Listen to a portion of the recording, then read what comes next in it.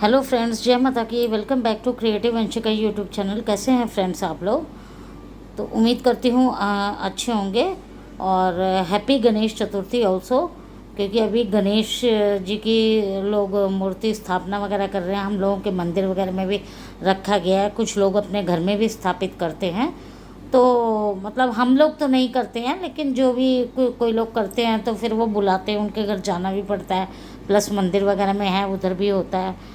तो फ्रेंड्स, मैं आज एक नया टॉपिक लेके आई हूँ। जैसे कि आप लोगों को दिख रहा होगा, ये ड्राई फ्रूट्स वगैरह हैं, जिसके बारे में मैं आज डिस्कस करने वाली हूँ। कि जैसे कुछ ड्राई फ्रूट्स होते हैं, कौन से ड्राई फ्रूट्स ऐसे हैं जिनको कि हमें भिगो के खाना चाहिए, और कौन से ड्राई फ्रूट्स को हमें बिना भिगोए खाना चाहिए। जैसे नॉर्मली आप लोगों को भी पता होगा कि बादाम है या किशमिश वगैरह है, इसको हम लोग भिगो के खाते हैं। लेकिन और कुछ ड्राई फ्रूट्स हैं, जैसे कि किशमिश है, सॉरी, पिस्ता है, काजू है, इन सबको नहीं भिगो के खाना चाहिए। तो इसके क्या रीज़न है कि मतलब बादाम को भिगो के खाना चाहिए और काजू को भिगो के नहीं खाना चाहिए, या किशमिश को भिगो के खाना चाहिए, पिस्ते को भिगो के नहीं खाना चाहिए। कभी आपने सोचा कि ऐसा क्यों कहा जाता है? तो अगर आपको मालूम है फिर तो बहुत अच्छी बात है। अगर नहीं मालूम है तो चलिए मैं आपको इस चीज़ से अवगत कराती हूँ कि नॉर्मली जो होता है, जो बादाम है, इसके बारे में आपको जानना ज़रूरी है कि हम इसको भिगोना क्यों चाहिए। बादाम सबसे लोकप्रिय सूखे मेवों में से है, जो कि बहुत ही हेल्दी फूड है, प्रोटीन है, और ज़रूरी विटामिन्स भी इसमें भरपूर मात्रा में होते हैं। तो बादाम को रात भर भिगोने की सलाह दी जाती है। लेकिन क्यों? कभी सोचा? चलो, अगर सोचा नहीं है तो मैं बताती हूँ। क्योंकि इससे यह पाचन में सहायता करने वाले एंजाइम्स को सक्रिय करता है। ठीक है। और क्या बोलते हैं, गर्मियों में तो बादाम को हम लोग भिगो के खाते हैं, इसलिए क्योंकि ये गर्म होता है। और दूसरे साथ ही इसमें आपका शरीर आसानी से इसमें मौजूद विटामिन ई और मैग्नीशियम जैसे पोषक तत्वों को एब्जॉर्व कर पाता है। ठीक है फ्रेंड्स।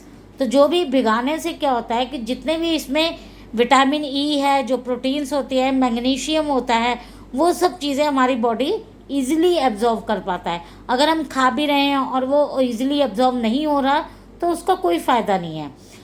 तो इस तरह से बादाम को हमेशा भिगो के खाने की सलाह दी जाती है। नेक्स्ट है फ्रेंड्स, किशमिश।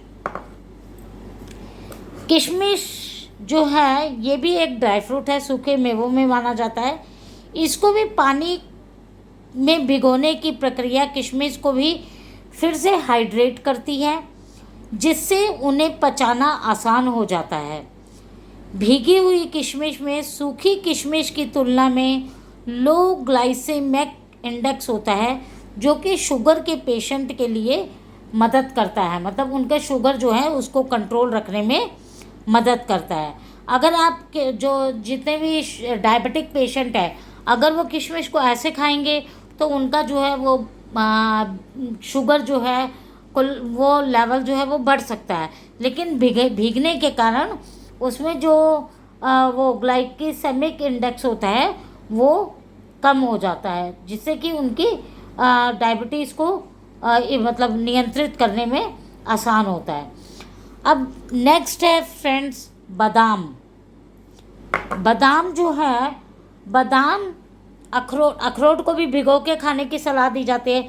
लेकिन फ्रेंड्स, बादाम जो है, बादाम को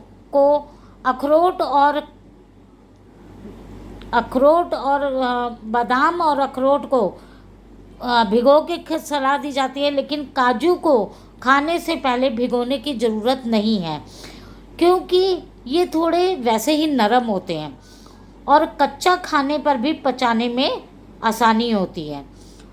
अन्य मेवों की तुलना में इसमें फाइटिक एसिड कम होता है, इसलिए इन्हें भिगोने से उनके पोषण मूल्य में पर कोई खास असर नहीं पड़ता है, जिससे कि इसको भिगोना नहीं, मतलब रिकमेंडेड नहीं है। कभी भी आप देखिए तो बादाम को, किशमिश वगैरह को भिगोने की सलाह दी जाती है, लेकिन इसको क्या बोलते हैं, काजू को प्लस पिस्ते को, इन सबको भिगोने की ज़रूरत नहीं पड़ती है। पिस्ते को भी, जैसा मैंने अभी बोल भी दिया है कि पिस्ते को भी भिगोने की ज़रूरत नहीं होती है, क्योंकि इसमें फाइटिक एसिड कम होता है, जिसका मतलब है कि इसके पोषक तत्व बिना भिगोए आसानी से एब्जॉर्व हो जाते हैं। और पिस्ता भिगोने से नरम भी हो जाते हैं और उसका स्वाद भी बदल जाता है, इसीलिए इसको भिगोने की सलाह नहीं दी जाती है। तो फ्रेंड्स, जैसा कि मैंने अभी बता भी दिया आपको कि नेक्स्ट है अखरोट। अखरोट जो है फ्रेंड्स, अखरोट में ओमेगा 3 फैटिक एसिड, एंटीऑक्सीडेंट और ज़रूरी खनिज होते हैं। पानी में भिगोने से इसमें मौजूद टैनिन की मात्रा कम हो जाती है, जिससे यह पचाने में आसान हो जाता है। और साथ ही इसमें फाइटिक एसिड को बेअसर करने में भी मदद मिलती है, जिससे जिंक, आयरन और कैल्शियम जैसे पोषक तत्वों का अवशोषण बढ़ जाता है। तो फ्रेंड्स, उम्मीद करती हूँ आप लोगों को ये जो मैंने वीडियो शेयर करी है, इससे थोड़ी सी जानकारी से आपको मिली होगी कि हमें कौन से ड्राई फ्रूट्स जो है वो भिगोने के लिए रिकमेंड किए जाते हैं और कौन से ड्राई फ्रूट्स ऐसे हैं जिसको कि भिगोना नहीं चाहिए। वो बिना भिगोए ही हमारे शरीर में जो उनके पोषक तत्व होते हैं वो इजीली डाइजेस्ट हो जाते हैं और हमारी बॉडी को उनसे जितने भी मैग्नीशियम, प्रोटीन, न्यूट्रिएंट्स होते हैं वो हमारी बॉडी को मिल जाते हैं। तो उम्मीद करती हूँ आपको ये पसंद आई होगी वीडियो। तो फ्रेंड्स, मिलते हैं नेक्स्ट वीडियो में। Till then, bye.